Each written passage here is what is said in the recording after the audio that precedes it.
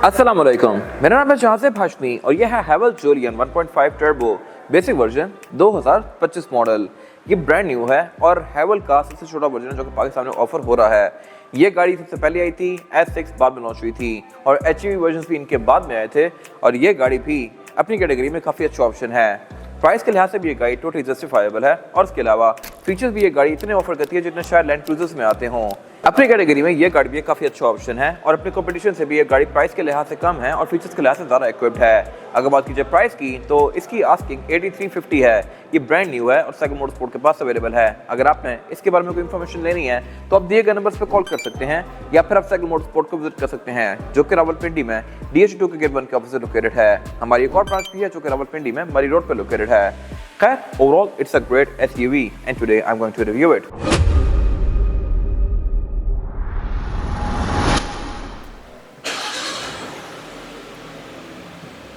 That's the exterior of this car। लेकिन अगर आपने रिव्यू यहाँ तक देख लिया है तो मेरे चैनल को सब्सक्राइब जरूर कर लीजिएगा और इस वीडियो को लाइक भी कर दीजिएगा। मैं रोज ही इस तरह की या इससे कई सारा लग्जरियस गाड़ियों की वीडियोस लेके आता रहता हूँ। फिलहाल अगर बात की जाए इस गाड़ी की तो ये इसका एक थोड़ा सा फेसलिफ्ट वाला वर्जन है कह सकते हैं, क्योंकि इसमें लुक्स को काफ़ी डिफरेंट कर दिया गया है एज कम्पेयर टू पहले वाली कार। पहले वाली गाड़ी में क्रोम बहुत ज़्यादा था फ्रंट पे, अब यहाँ पे क्रोम कम कर दिया गया है और लुक को थोड़ा सा ना स्टेल्थी बना दिया गया है फ्रंट से भी और बैक से भी। काफ़ी सारे पार्ट्स इस गाड़ी में तो ब्लैक हैं जो कि नज़र आ रहे हैं, लेकिन ब्लैक कलर में वो पूरे ही ब्लैक आउट हो जाती है गाड़ी। Same goes for हैवेल S6 HEV।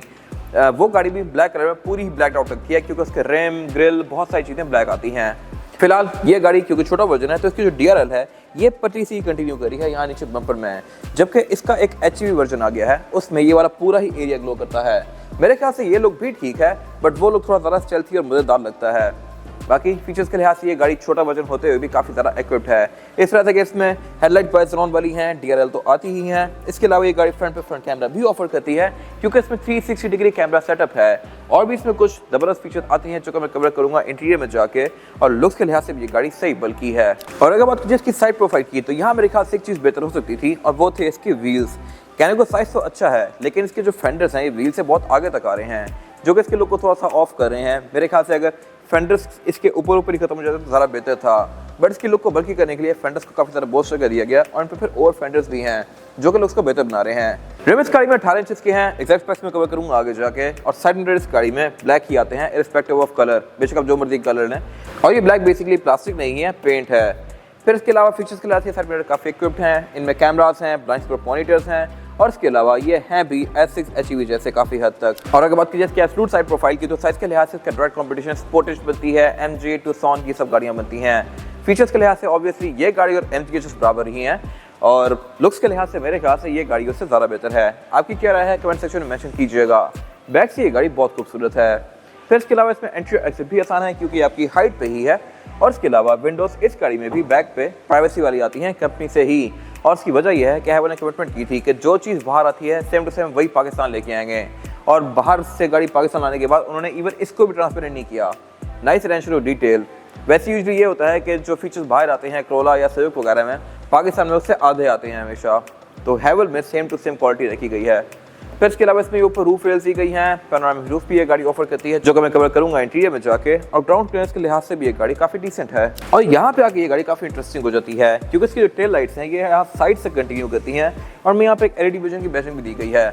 और इसके अलावा ये गाड़ी कह सकते हैं कि टू टोन है, इस तरह से कि इसमें बहुत सारे पार्ट्स ब्लैक हैं जैसा कि रूफ रेल, साइड मिरर मैंने पहले बताए हैं। और फिर इस तरह बैक पे स्पॉइलर जो है इसका ये भी ग्लॉस ब्लैक के फिनिश में है जो कि इसके लुक्स को बेहतर बना रहे हैं। और इसके अलावा फ्यूल टैंक भी इसका यहीं भी दिया गया है। और अगर बात कीजिए इसके रेयर एंड की तो यहाँ भी कुछ चीज़ें रिफाइन की गई हैं। अभी आपको इस पहले से बेहतर लग रही हैं या पहले वाली बेहतर थी कमेंट सेक्शन में मेंशन कीजिएगा।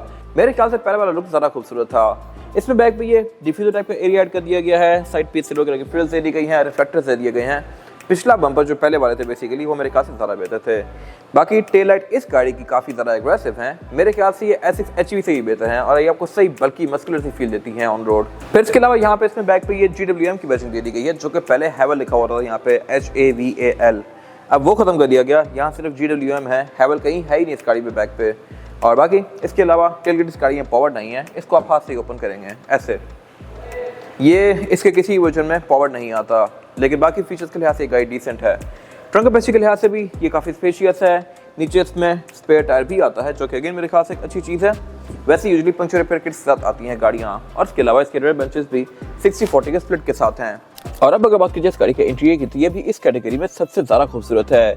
इसके बाद MGHS आती है इंटीरियर की लुक्स के लिहाज से, लेकिन वो गाड़ी एक चीज़ बेहतर ऑफर करती है इससे, और वो है एम्बिएंट लाइटिंग। ये इसमें नहीं दी गई, अगर होती तो मेरे ख्याल से बहुत बेस्ट था, बट स्टिल लुक्स के लिहाज से ये सबसे ज़्यादा फ्यूचरिस्टिक और प्रीमियम लगता है। इसमें ये ब्लैक और ब्राउन की कॉम्बिनेशन के साथ है, और कर्टन्स भी इस गाड़ी में ऑफर होती हैं। फिलहाल अगर बात की जाए स्टीयरिंग व्हील की, तो ये मोर और लेस S6 HEV के स्टीयरिंग जैसा ही है, लेकिन जैसे इसकी जो ये स्पोक्स हैं ये बेसिकली कॉपर ब्राउन से कलर में है, और जूलियन में ये आता ही ऐसा है इस गाड़ी में, बेशक गाड़ी का जो मर्जी कलर हो।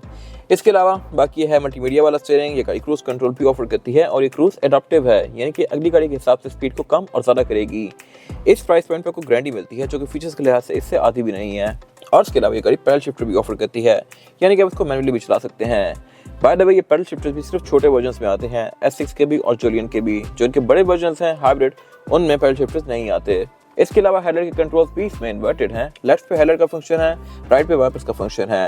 हेडलाइट्स ऑटोमेटिक हैं, और वाइपर्स भी इसके रेंज सेंसिंग है। इसके अलावा जो मीटर है इसका, ये पूरी ही स्क्रीन है। आप इसके थीम्स को भी काफ़ी हद तक चेंज कर सकते हैं। फिर ये स्क्रीन फीचर्स के लिहाज से भी काफ़ी लोडेड है। आप इसकी थीम्स को भी चेंज कर सकते हैं, ये आपको गाड़ी की स्टैट्स भी शो करवाएगी, जैसे कि ट्रिप्स, एवरेज किलोमीटर पर लीटर, आउटसाइड टेम्परेचर, और इसके अलावा वार्निंग्स वगैरह। आपको मल्टीमीडिया भी इसका यहाँ पे शो होगा, और ये स्क्रीन मेरे ख्याल से थोड़ी बेहतर इनकॉर्पोरेट की गई है as compared to S6 HEV। S6 HEV का बेसिकली एक टैब सही है जो कि ऊपर निकला हुआ होता है। आपकी क्या राय है कमेंट सेक्शन में मेंशन कीजिएगा। मेरे ख्याल से इसका मीटर S6 से ज़्यादा बेहतर है। फिर इसके अलावा इसके जो मीटर की हाउसिंग है ये भी क्वालिटी के लिहाज से ठीक है, और उससे पीछे इसका हेड्स अप डिस्प्ले दिया गया है। ये भी काफ़ी ज़बरदस्त फीचर है, जो कि यूजुअली अच्छी खासी महंगी गाड़ियों में आते हैं। ये हेड्स अप डिस्प्ले आपको अगेन रोड भी शो करवा रहा है, स्पीड भी शो करवा रहा है, और इसके अलावा गाड़ी की वार्निंग्स वगैरह भी शो करवाएगा, जो कि एक अच्छी चीज़ है। ये वैसे आपको लेक्सस LX 570 या नई वाली लैंड क्रूजर इन जैसी गाड़ी में देखने को मिलती है, बट अब इतनी छोटी गाड़ियों में भी आ रही है। और इसके अलावा डैशबोर्ड भी इसका लुक्स के लिहाज से काफ़ी स्पेशियस है। सेंटर में इसकी काफ़ी बड़ा सारा टैब दिया गया है, जो कि S6 की स्क्रीन से भी ज़्यादा बड़ा है। यहाँ पे Bluetooth, aux navigation, USB, Android Auto, Apple CarPlay, ये सारी चीज़ें आती हैं। और इसके अलावा इसका क्लाइमेट कंट्रोल भी आप यहीं से यूज़ करेंगे।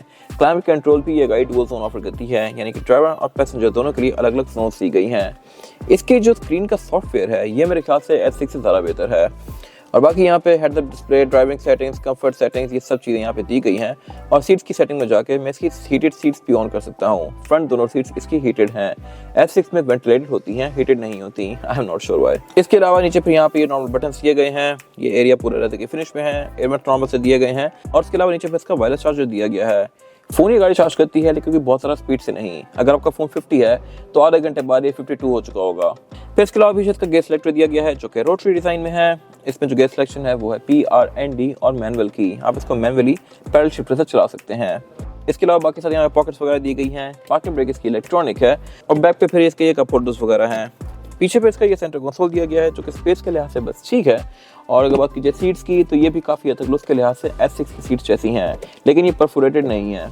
बाकी ये दोनों हैं इलेक्ट्रॉनिकली एडजस्टेबल, और सेम लेदर इसका डोर्स के अंदर भी कंटिन्यू किया गया है। डोर्स भी इसके लुक्स के लिहाज से काफ़ी प्रीमियम है। साइड में रिट्रैक्टेबल हैं, विंडोज चारों भी सिंगल टैप वाली हैं। और बाकी साथ यहाँ पे कुछ और कंट्रोल्स भी दिए गए हैं। वैनिटी मिरर इसमें ड्राइवर और पैसेंजर दोनों के लिए आते हैं, विद लाइट्स जो ऑटोमेटिकली ऑन होंगी। रियर व्यू मिरर इसका बॉर्डरलेस है, और ये है भी ऑटो डिमिंग वाला, तो फीचर्स के लिहाज से ये गाड़ी सही लोडेड है। बैक पे इसके ये सनग्लास होल्डर दिया गया है, और इससे पैनोरामिक रूफ भी आती है, जो कि आप यहाँ से ऑपरेट कर सकते हैं लाइक दिस।